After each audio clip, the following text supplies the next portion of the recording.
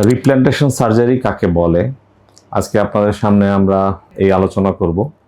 যখন কোনো কারণে কোনো ব্যক্তির কোনো অঙ্গ পুরা শরীর থেকে বিচ্ছিন্ন হয়ে যায়, যেমন হাতের আঙ্গুল হতে পারে, ফোর আর্ম হতে পারে, আর্ম হতে পারে, পা হতে পারে, ইভেন পেনিস হতে পারে, যদি ডিটাচড হয়ে যায় এবং সেটা যদি আমরা মাইক্রোভাস্কুলার সার্জারির মাধ্যমে রিকনস্ট্রাকশন করি, সেটাকে আমরা রিপ্ল্যান্টেশন সার্জারি বলি। অনেক ক্ষেত্রে এটাকে মেজর মাইক্রোভাস্কুলার সার্জারিও বলা হয়। যদি পুরা অঙ্গ বিচ্ছিন্ন নাও হয়, কোনোভাবে অ্যাটাচ থাকে কিন্তু রক্তনালীগুলো ডিসেক্টেড হয়ে যায় বা আলাদা হয়ে যায়, সেই ক্ষেত্রে যে মাইক্রোভাস্কুলার সার্জারি করে এটাকে পুনঃস্থাপিত করা যায়, সেটাকে আমরা মেজর রিভাস্কুলারাইজেশন সার্জারি বলি। আরেকটা মাইক্রোভাস্কুলার সার্জারি খুব প্রচলিত, সেটাকে বলে ফ্রি ফ্ল্যাপ সার্জারি।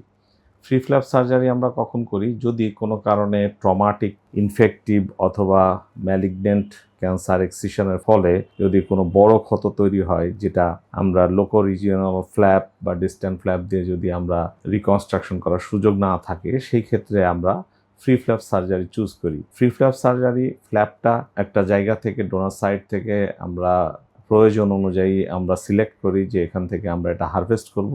তারপরে এটার যে ব্লাড ভেসেল, ভেইন, আর্টারি, এগুলো আমরা রিসিপিয়েন্ট সাইটে আমরা মাইক্রোভাস্কুলার অ্যানাস্টোমোসিস করার মাধ্যমে সেই জায়গায় আমরা ফ্ল্যাপটাকে রিসেট করি এবং এই ক্ষতটা ঢাকি।